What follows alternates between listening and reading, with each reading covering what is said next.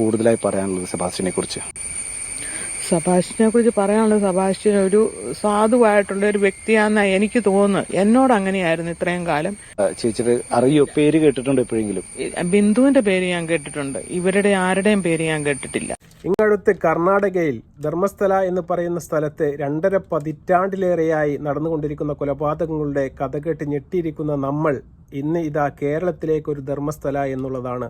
ചേർത്തല എന്ന് പറയുന്ന സ്ഥലത്ത് ഒരു സ്ത്രീയുടെ തിരോധാനവുമായി ബന്ധപ്പെട്ട ഒരു കേസ് പോലീസും ക്രൈംബ്രാഞ്ചും അന്വേഷിച്ച് അവസാനം എത്തി നിൽക്കുന്നത് ചേർത്തല പള്ളിപ്പുറം സ്വദേശി സെബാസ്റ്റ്യൻ എന്ന് പറയുന്ന ഒരു വ്യക്തിയിലേക്കാണ്. 5 സ്ത്രീകളുടെ തിരോധാനത്തിലേക്കാണ് ഇപ്പോൾ ഈ കേസ് വെളിച്ചം വീശുന്നത് എന്നുള്ളതാണ് ഞെട്ടിക്കുന്ന വാർത്ത തന്നെയാണ്. ഈ സെബാസ്റ്റ്യൻ എന്ന് പറയുന്ന വ്യക്തി ഒരു ഡ്രൈവറാണ്. അദ്ദേഹം ഒരു മതവിശ്വാസിയാണ്. ദിവസവും അമ്പലത്തിലെല്ലാം പോയി കഴിയുന്ന നല്ല ഒരു മനുഷ്യനായി ജീവിക്കുന്ന വ്യക്തിയാണ്. അദ്ദേഹം ഒരു ഡ്രൈവറുമാണ്. അതുപോലെ തന്നെ അദ്ദേഹം ഒരു വസ്തു ഇടനിലക്കാരനുമാണ്. ഇങ്ങനെയാണ് പ്രതികളുമായിട്ട് സൗഹൃദം വെച്ച് അവരുടെ എല്ലാ വിവരങ്ങളും അദ്ദേഹം ആരാഞ്ഞ് അതുമായി സൗഹൃദത്തിലായതിനു ശേഷം പ്രത്യേകിച്ച് ഭർത്താക്കന്മാരുമായി പിരിഞ്ഞു കഴിയുന്ന സ്ത്രീകളെയാണ് ഇദ്ദേഹം ലക്ഷ്യം വെക്കുന്നത് എന്നുള്ളതാണ്. അതുമായി ബന്ധപ്പെട്ട് ഞെട്ടിക്കുന്ന വിവരങ്ങളും അതുപോലെ തന്നെ ഞെട്ടിക്കുന്ന ഓരോ തെളിവുകളും അദ്ദേഹത്തിൻ്റെ 2.5 ഏക്കറയുള്ള സ്ഥലം മുഴുവൻ ഇപ്പോൾ JCB വെച്ച് മണ്ണ് മാന്തി പരിശോധിക്കുകയാണ്. ഓരോ സ്ത്രീകളുടെ പല്ലും ക്ലിപ്പും ബാഗും അതുപോലെ തന്നെ അസ്ഥിക്കൂടങ്ങളും എല്ലാമാണ് അദ്ദേഹത്തിൻ്റെ ഈ 2.5 ഏക്കർ വരുന്ന പറമ്പിൽ നിന്ന് ഇപ്പോൾ കണ്ടെടുക്കുന്നത് എന്നുള്ള ഞെട്ടിക്കുന്ന ഒരു വിവരത്തിലേക്കാണ് ഇപ്പോൾ കേരളത്തിലെ ധർമ്മസ്ഥല എന്ന് പറയുന്ന ഈ ചേർത്തല ഇപ്പോൾ വന്നിരിക്കുന്നത് എന്നുള്ളതാണ്. നമുക്ക് ആ വിവരത്തിലേക്ക് പോകാം. ആദ്യമായിട്ട് കേസുമായി ബന്ധപ്പെട്ട് ഇതിൽ പുറത്തു വന്ന പേര് എന്ന് പറയുന്നത് ബിന്ദു പത്മനാഭൻ എന്ന് പറയുന്ന ഒരു സ്ത്രീയുടെ പേരാണ്. സെബാസ്റ്റ്യനുമായി ബന്ധപ്പെട്ട് ക്രൈംബ്രാഞ്ചിന്റെ മുമ്പിലെത്തിയ ആദ്യത്തെ കേസായിരുന്നു ഈ ബിന്ദുവിൻ്റേത് എന്നതാണ്. 2006 മുതൽ ബിന്ദുവിനെ കുറിച്ച് ഒരു വിവരവുമില്ലായിരുന്നു എന്നുള്ളതാണ്. സാമ്പത്തികപരമായിട്ട് വളരെ മുന്നോക്കം നിൽക്കുന്ന ഒരു കുടുംബത്തിൽപ്പെട്ട ഒരു സ്ത്രീയായിരുന്നു ഈ ബിന്ദു എന്ന് പറയുന്നത്. അതിനുശേഷം ഈ സ്ത്രീയെക്കുറിച്ച് യാതൊരു വിവരവുമില്ല എന്നുള്ളതാണ്. സെബാസ്റ്റ്യനെ 1-ാം പ്രതിയാക്കി കേസെടുത്തെങ്കിലും ഈ കേസുമായി അധികം മുന്നോട്ട് പോകാൻ ക്രൈംബ്രാഞ്ചിന് സാധിച്ചില്ല എന്നുള്ളതാണ്. കാരണം യാതൊരു തെളിവും ഇദ്ദേഹത്തിൻ്റെ പക്കൽ നിന്നും കിട്ടിയിരുന്നില്ല എന്നുള്ളതാണ്. പക്ഷേ ഈ ബിന്ദു എന്ന് പറയുന്ന സ്ത്രീയുടെ സ്വത്തുക്കൾ എല്ലാം തന്നെ ഇദ്ദേഹത്തിൻ്റെ പേരിലേക്ക് മാറ്റിയിരുന്നു എന്നുള്ളതാണ്. എറണാകുളത്ത് ഈ സ്ത്രീക്ക് ഒരുപാട് സ്ഥലങ്ങളുണ്ടായിരുന്നു. അതെല്ലാം ഈ സെബാസ്റ്റ്യൻ എന്ന് പറയുന്ന വ്യക്തി അദ്ദേഹത്തിൻ്റെ പേരിലേക്ക് മുത്തിയാർ മാറ്റി എല്ലാം രജിസ്റ്റർ ചെയ്തിരുന്നു എന്നുള്ളതാണ്. അതുമായി ബന്ധപ്പെട്ട് സ്ഥലം ഭാഗം വെക്കുന്ന സമയത്ത് വ്യക്തികൾ ബിന്ദുവിനെ അന്വേഷിച്ചെങ്കിലും ഒരു വിവരവും കണ്ടെത്താൻ വേണ്ടി സാധിച്ചില്ല. അങ്ങനെയാണ് അവസാനം അവർ കേസുമായി ക്രൈംബ്രാഞ്ചിൻ്റെ അടുത്തേക്ക് എത്തുന്നത് എന്നുള്ളതാണ്. ഞെട്ടിക്കുന്ന ഓരോ വർത്തമാനങ്ങളാണ് പുറത്തു വരുന്നത്. അതിലൊന്നും തീർന്നില്ല എന്നുള്ളതാണ്. അത് 1-ാമത്തെ ഒരു കേസാണ്. അത് 2-ാമത്തെ ഒരു കേസ് എന്ന് പറയുന്നത് ആയിഷ എന്ന് പറയുന്നതാണ്. നമ്മുടെ സെബാസ്റ്റ്യൻ്റെ വീടിൽ നിന്ന് ഏകദേശം 3 കിലോമീറ്റർ മാത്രം ദൂരത്തിലാണ് ഈ ആയിഷ എന്ന് പറയുന്ന സ്ത്രീയുടെ വീട് നിലനിൽക്കുന്നത്.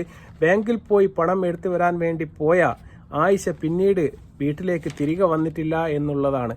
അങ്ങനെയാണ് 2-ാമത്തെ തിരോധാനം. ഈ തിരോധാനത്തിൽ ഇപ്പോൾ ഒരു തെളിവായി വെളിച്ചം വീശിയിരിക്കുന്നത് എന്ന് പറയുന്നത് നമ്മുടെ സെബാസ്റ്റ്യൻ്റെ വീടിനകത്ത് അല്ലെങ്കിൽ പറമ്പിൽ JCB വെച്ച് മാന്തിയപ്പോൾ കിട്ടിയ ആയിഷ എന്ന് പറയുന്ന സ്ത്രീ ധരിച്ചിരുന്ന പല്ലിൻ്റെ ക്ലിപ്പ് അവരുടെ പറമ്പിൽ നിന്ന് കുളത്തിൽ നിന്ന് ഇപ്പോൾ കിട്ടിയിരിക്കുന്നു എന്നുള്ള ഞെട്ടിക്കുന്ന ഒരു വാർത്തയാണ് ഇപ്പോൾ പുറത്തു വന്നിരിക്കുന്നത്. അത് ആയിഷയുടെ ഉപയോഗിച്ചിരുന്ന ക്ലിപ്പുമായി ഏകദേശം സാമ്യമുള്ളതാണ് എന്ന് ഇപ്പോൾ ഫോറൻസിക് പരിശോധനയിൽ കണ്ടെത്തിയിട്ടുണ്ട്.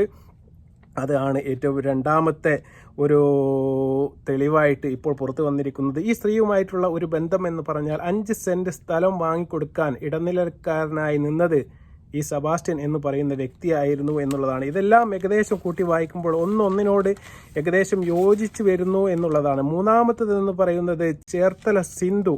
2020 ഒക്ടോബറിലാണ് ഈ സിന്ധു എന്ന് പറയുന്ന സ്ത്രീയെ കാണാതായത് എന്നുള്ളതാണ്. ഈ സ്ത്രീ സ്വന്തം മകളുടെ കല്യാണ തലേന്ന് അമ്പലത്തിൽ പോയി തിരിച്ചു വന്നിട്ടില്ല എന്നുള്ളതാണ്. ഈ സ്ത്രീയുടെ അദ്ദേഹം ഭർത്താവുമായി വേർപിരിഞ്ഞ് കഴിയുന്ന ഒരു സ്ത്രീ തന്നെയാണ്. അതും ഇതുമായി ബന്ധപ്പെട്ട് വായിപ്പിക്കാൻ പറ്റുന്ന മറ്റൊരു കേസ് തന്നെയാണ്. പിന്നെ 4-ാമത്തെ കേസിലാണ് ഏറ്റവും കൂടുതൽ നമുക്ക് ഇദ്ദേഹത്തെ സെബാസ്റ്റ്യൻ എന്ന് പറയുന്ന ഈ സീരിയൽ ക്രിമിനലെ മനസ്സിലാക്കാൻ വേണ്ടി സാധിക്കുന്നത്. ജൈനമ്മ തിരോധാനവുമായി ബന്ധപ്പെട്ട കേസിലാണ് കുറച്ചെങ്കിലും നമുക്ക് സെബാസ്റ്റ്യനെ കൊടുക്കാനുള്ള തെളിവുകൾ കിട്ടിയിരുന്നത് എന്നുള്ളതാണ്. അദ്ദേഹത്തിൻ്റെ സ്വർണവും അതുപോലെ തന്നെ മറ്റ് ഫോണും ഈ പോലീസിന് കണ്ടെത്താൻ വേണ്ടി സാധിച്ചിട്ടുണ്ട്. ഈ സ്വർണം വിറ്റത് ഈ സെബാസ്റ്റ്യൻ എന്ന് പറയുന്ന വ്യക്തിയാണ്. അതുപോലെ തന്നെ അവരുടെ ഫോണും അവരുടെ കയ്യിൽ നിന്ന് പിടിച്ചെടുക്കാൻ വേണ്ടി ക്രൈംബ്രാഞ്ചിന് സാധിച്ചിട്ടുണ്ട്. അതാണ് ഈ കേസിൽ ഏറ്റവും വലിയ ഒരു വഴിത്തിരിവായി ഇപ്പോൾ മാറിയിരിക്കുന്നത് എന്നുള്ളതാണ്. ആ കേസ് വെച്ച് അന്വേഷിച്ച് പോകുന്നതിനിടയിലാണ് ചേർത്തലയിൽ നിന്ന് കാണാതായ ഏകദേശം 5ഓളം വരുന്ന സ്ത്രീകളുടെ മിസ്സിങ്ങുമായി ബന്ധപ്പെട്ട് ഈ വൃത്തികെട്ടവന് ബന്ധമുണ്ട് എന്ന് മനസ്സിലാക്കാൻ വേണ്ടി സാധിക്കുന്നത് എന്നുള്ളതാണ്. ഇദ്ദേഹത്തിൻ്റെ ഒരു ക്രിമിനൽ മൈൻഡ് എന്ന് പറയുന്നത് നമ്മൾ ഞെട്ടിത്തെരിച്ചു പോകുന്നതാണ്. കാരണം കേരളത്തിൽ എന്നല്ല, ഇപ്പോൾ ഞാൻ പറഞ്ഞ പോലെ കർണാടകത്തിലെ ധർമ്മസ്ഥലയിൽ അവിടെ നടക്കുന്ന അസ്ഥിക്കൂട കൂട്ടക്കൊലയുടെ അതേ ഒരു പകർപ്പ് തന്നെയാണ് നമ്മുടെ കേരളത്തിൽ, അതും ചേർത്തലയിൽ നമ്മളെ ഞെട്ടിച്ചു കൊണ്ടിരിക്കുന്നത് എന്നുള്ളതാണ്. ഇദ്ദേഹത്തിൻ്റെ ഒരു മനോനില എന്ന് പറയുന്നത് ചിലപ്പോൾ ഈ കുളത്തിലുള്ള മീനുകൾക്ക് വരെ മനുഷ്യൻ്റെ മാംസം ഭക്ഷിക്കാൻ വേണ്ടിയിട്ട് കൊത്തിനുറുക്കി ഇട്ടുകൊടുത്തു എന്നുവരെ ഇപ്പോൾ വാർത്തകൾ പുറത്തേക്ക് വരികയാണ്. അതുപോലെ അദ്ദേഹത്തിൻ്റെ വീട്ടിലെ അടുപ്പിൽ സ്ത്രീയുടെ അതുപോലെ തന്നെ ഒരു കാർഡും അതുപോലെ തന്നെ അവരുപയോഗിച്ച ബാഗിൻ്റെ കഷ്ണങ്ങളും എല്ലാം തന്നെ ഇപ്പോൾ കിട്ടിയിട്ടുണ്ട്. ഒരുപാട് അസ്ഥിക്കൂടങ്ങൾ അവരുടെ പറമ്പിൽ നിന്ന് ഇപ്പോൾ കണ്ടെത്താൻ വേണ്ടി പോലീസിന് സാധിച്ചിട്ടുണ്ട്. 1 അല്ല 2 അല്ല 3 അല്ല, ഇപ്പോൾ 5 തിരോധാനവുമായി ബന്ധപ്പെട്ട കേസിലേക്കാണ് വെളിച്ചം വീശാൻ വേണ്ടി പോകുന്നത്. കേരളത്തെ ഞെട്ടിച്ച ഒരു കൊലപാതകം തന്നെയാണ് ഇത് എന്നത് യാതൊരു തർക്കവുമില്ല. ഇദ്ദേഹം സൗമ്യനായ വലിയ സൽസ്വഭാവിയായ ഒരു നാട്ടുകാരനായ ഒരു മനുഷ്യനാണ്. അതുകൊണ്ട് തന്നെ ആർക്കും തന്നെ ഇദ്ദേഹത്തിൻ്റെ സ്വഭാവത്തിലോ ഇദ്ദേഹത്തിൻ്റെ പെരുമാറ്റത്തിലോ യാതൊന്നും കണ്ടെത്താൻ വേണ്ടി സാധിക്കുകയില്ല എന്നുള്ളതാണ്. അദ്ദേഹം നല്ലൊരു വിശ്വാസിയാണ്, ദിവസവും അമ്പലത്തിൽ പോയി പ്രാർത്ഥിച്ചു വരുന്നൊരു മനുഷ്യനാണ്. അതുപോലെ തന്നെ അദ്ദേഹം നല്ല ഒരു ഈ വസ്തുക്കളെല്ലാം വിൽക്കുന്ന ഒരു ബ്രോക്കറാണ്, അദ്ദേഹം ഒരു ഡ്രൈവറാണ്, അദ്ദേഹം നാട്ടിലെ ഒരു പൊതുസേവകനാണ്. ഇങ്ങനെയെല്ലാം നാട്ടുകാരെ കയ്യിലെടുക്കുന്ന കാര്യത്തിൽ വളരെ നല്ലോണം വിജയിച്ച ഒരു മനുഷ്യനാണ്. പക്ഷേ അദ്ദേഹത്തിൻ്റെ കയ്യിൽ ഉള്ള സ്ഥലങ്ങളും അദ്ദേഹത്തിൻ്റെ കയ്യിൽ കിട്ടിയ പൈസകളും എല്ലാം തന്നെ അദ്ദേഹം കഷ്ടപ്പെട്ടുണ്ടാക്കിയതല്ല എന്നുള്ളതാണ്. പാവപ്പെട്ട സ്ത്രീകളെ വരുതിയിലാക്കിയതിന് ശേഷം എല്ലാ സാധനങ്ങളും എഴുതി വാങ്ങിയതിന് ശേഷം അവസാനം കൊല നടത്തി. ആ കൊലക്ക് യാതൊരുവിധ തെളിവുകളും വെക്കാത്ത രീതിയിൽ ഉപയോഗപ്പെടുത്തുക എന്ന് പറയുന്ന ക്രിമിനൽ മൈൻഡിൻ്റെ ഉടമയാണ് ഈ സെബാസ്റ്റ്യൻ എന്ന് പറയുന്ന വ്യക്തി. ഇത്രയും കാലം പോലീസ് അന്വേഷിച്ചിട്ട് ഒരു തുമ്പ് പോലും കണ്ടെത്താൻ വേണ്ടി സാധിച്ചില്ല എന്ന് പറയുമ്പോൾ നിങ്ങൾ ആലോചിച്ചാൽ മതി ആ കേസിൽ എത്രമാത്രം അദ്ദേഹത്തിന് കോൺഫിഡൻസ് ഉണ്ട് എന്നുള്ളതാണ്. അദ്ദേഹത്തിന് യാതൊരു പേടിയോ അല്ലെങ്കിൽ പെട്ടെന്നുള്ള ഒരു വെപ്രാളമോ ഒന്നും തന്നെ അദ്ദേഹത്തിന് ഇല്ല എന്നുള്ളതാണ്. അത്രയും വലിയ ഒരു ക്രിമിനലാണ് അദ്ദേഹം. അദ്ദേഹത്തിന് പോലീസുകാർ തെളിവെടുക്കാൻ കൊണ്ടുപോയ സമയത്തൊക്കെ അദ്ദേഹം കൂളായിട്ട് ആ കസാൽമേൽ ഇരുന്നു കൊണ്ട് ചിരിക്കുന്ന സെബാസ്റ്റ്യനെയാണ് നമുക്ക് കാണാൻ വേണ്ടി സാധിച്ചത്. എന്താണ് ഇവർ കാട്ടിക്കൂട്ടുന്നത്, എന്താണ് ഇപ്പോൾ കിട്ടുന്നത് എന്നൊക്കെയുള്ള രീതിയിലുള്ള ഒരു ചിരിയും കളിയുമായി അദ്ദേഹം യാതൊരു എക്സ്പ്രഷനും കൊടുക്കാതെ വളരെ കൂളായിട്ട് കസാലമിൽ അങ്ങനെ ഇരിക്കുകയാണ്. പിന്നെ അദ്ദേഹത്തിൻ്റെ തെളിവുകളെ പുറകെ പോയിട്ട് പോലീസുകാർ ആകെ വട്ടം ചുറ്റുകയാണ് എന്നുള്ളതാണ്. ശരിയായ രീതിയിലുള്ള ഈ അന്വേഷണത്തോട് യാതൊരു വിധത്തിലും സഹകരിക്കാൻ ഈ സെബാസ്റ്റ്യൻ എന്ന് പറയുന്ന വ്യക്തി മടി കാണിക്കുന്നു എന്നുള്ളതും പോലീസിനെ കുഴക്കുന്നുണ്ട്. പക്ഷേ അവസാനമായി അദ്ദേഹത്തിന് ഞാൻ പറഞ്ഞ ഈ ജൈനമ്മ എന്ന് പറയുന്ന ഒരു കേസിലാണ് കുറച്ചെങ്കിലും അദ്ദേഹത്തിനെ ബന്ധിപ്പിക്കാനുള്ള എന്തെങ്കിലും ഒരു തെളിവെങ്കിലും കാര്യമായിട്ട് നമ്മുടെ പോലീസിനും ക്രൈംബ്രാഞ്ചിനും കിട്ടിയത് ആ ഒരു കേസിൽ മാത്രമാണ്.